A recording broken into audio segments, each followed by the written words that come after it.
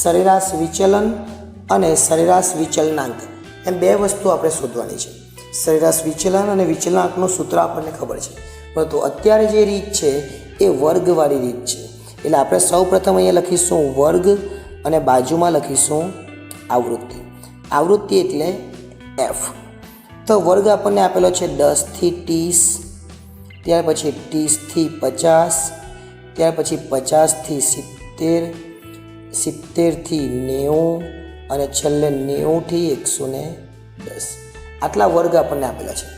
ત્યાર પછી આપણને બાજુમાં આવૃત્તિ આપેલી છે 1, 4, 6, 4 અને 1.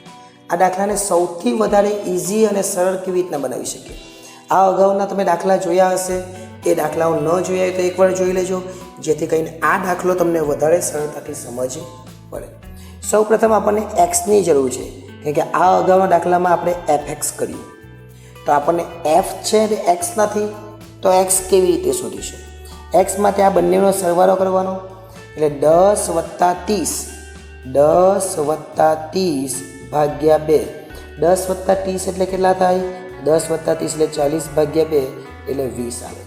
આ ખાલી અહીંયા બતાવ્યું, તમારે જોવાની બી જરૂર, તમારે બેનો કેલ્ક્યુલેટરમાં સરવાળો કરો અને ભાગ્યા 2 કરી દેવાનું. 30 વત્તા 50 એટલે 80, 80 ભાગ્યા 2 કરીએ એટલે કેટલા આવે? 40. 50 વત્તા 70 120, 120 ભાગ્યા 2 કરીએ એટલે 60 આવે. હવે તમારે બધું કરવાની બી જરૂર નહીં, ડાયરેક્ટ એમાં 20 ઉમેર્યા, કે બધા વચ્ચે કેટલાનો ડિફરન્સ છે? 20નો. પણ આપણે કરી લઈએ. 70 વત્તા 90 એટલે 160, 160 ભાગ્યા 2 એટલે 80. 90 વત્તા 110 એટલે 200, 200 ભાગ્યા 2 એટલે કેટલા? 100. મળી ગયું આપણને એક્સ. હવે આપણે શું કરવાનું છે? આ બંનેનો ગુણાકાર એટલે એફ એક્સ. એટલે અગાઉનો જે દાખલો હતો એ જ દાખલો આપણો આવી ગયો. 20 40 ગુણ્યા એટલે 4 ચોક 16 એટલે 160, 6 છંગ 36 એટલે 360, 8 ચોક 32 એટલે 320 અને 100 એકુ 100. અને આપણે લખીશું સિગ્મા એફ એક્સ. અને આ થવાનો આપણો એન. એન કેટલા થશે? 1 ને 4 5, 5 ને 6 11, 11 ને 4 15 ને 1 16, એટલે એન આપણો થશે 16. હવે આ બધાનો સરવાળો કરીએ. 20, 160, 360, 320 અને 100, એટલે આવશે સરવાળો 960. તો આ આપણો જવાબ નથી, આપણે તો એક્સ બાર જોઈએ, એટલે આપણે લખીશું અહીં એક્સ બાર બરાબર સિગ્મા એફ એક્સના છેદમાં એન. આ તો આપણે ત્રીજા ચેપ્ટરમાં આપણે ભણી ગયા છે. એફ એક્સ એટલે 960 અને એન એટલે 16. તો આપણને ખબર છે 16 છંગ 96 થાય એટલે 6 આવે અને 1 0 એટલે 60. એટલે આ આપણો જવાબ આવે એક્સ બારનો. ઉપર આપણને પૂછેલું છે ટીવી સેટની સંખ્યા, એટલે અહીંયા આપણે લખી દઈશું ટીવી સેટ. આપણો જવાબ નથી, પણ આના આધારે દાખલો ગણવાના છે, જે આગળ પર આપણે જોઈ ગયા. આપણું સૂત્ર શું બનવાનું છે? તો એક્સ માઇનસ એક્સ બારનું બનવાનું છે. તો એક્સ છે અને એક્સ બાર એક્સ છે એટલે આ એક્સ બાર છે. તો એક્સમાંથી એક્સ બારને માઇનસ કરો. 20માંથી 60 જાય તો કેટલા આવે? 40. 20માંથી 60 જાય તો કેટલા આવે? 40. માઇનસ આવે, પરંતુ આ જે માનાંક છે એની બહાર નીકળે પ્લસ થઈ જાય. 40માંથી 60 જાય તો 20 માઇનસ આવે, પરંતુ પ્લસ થઈ જશે. 60માંથી 60 જાય તો 0 થઈ જશે. 80માંથી 60 જાય તો 20 થઈ જશે. 100માંથી 60 જાય તો 40 થઈ જશે. આ બધાનો સરવાળો કરવાનો કઈ રીતમાં? છૂટા પ્રાપ્તાંકમાં. અહીંયા તો આપણે શું કરવાનું છે? આપણને એમડીનું સૂત્ર છે. એમડી બરાબર શું સૂત્ર આવે?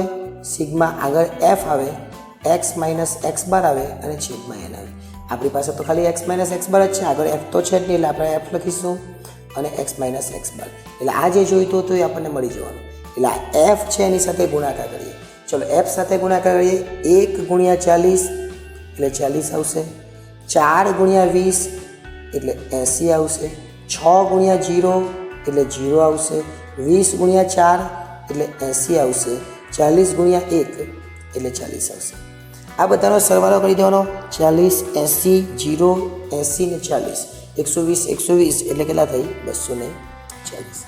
40 ને 80 120, 80 ને 40 120 અને 120 120 એટલે 240 થાય. સિગ્મા અને માનાંકમાં x minus x bar F. આ જે છે એ આપણે સૂત્રમાં મૂકી દઈએ. કેટલા આવશે? 240. ત્યાર પછી એન કેટલો છે? તો એન 16 છે, એટલે અહીંયા આપણે લખી દઈશું 16. એટલે આપણો જવાબ આવશે 240 ભાગ્યા 16 એટલે 15. અને ટીવી સેટ. આ તો આપણે એક જ જવાબ થયો સરેરાશ વિચલન. MD એટલે શું? સરેરાશ વિચલન. હવે આપણે તો વિચલનાંક શોધવાનું છે એટલે આપણે અહીંયા લખીશું સરેરાશ વિચલનાંક. સરેરાશ વિચલનાંક એટલે MD/(x²). MD એ સરેરાશ વિચલન એટલે કે 15. આ 15/(x² એટલે કેટલા? 60. 15 ચોક 60 એટલે નીચે 4 આવે એટલે 1/4. પરંતુ તમારી પાસે કેલ્ક્યુલેટર છે એટલે 15/60 કરીએ એટલે 0.25 આવે. આવું ન કરવું હોય તો આવું પણ કરી શકાય. 15/60 એટલે 15 ચોક 60 એટલે જવાબ 1/4 અને 1/4 એટલે 0.25 જ થઈ જાય. એટલે આ દાખલો પણ બહુ જ અગત્યનો અને સરળ ગણાવી શકાય. વર્ગવાળી રીત આપેલી હોય ત્યારે પહેલાં x શોધવાનો અને પછી જે આપણી રીત છે એ રીતને ફોલો કરવાની.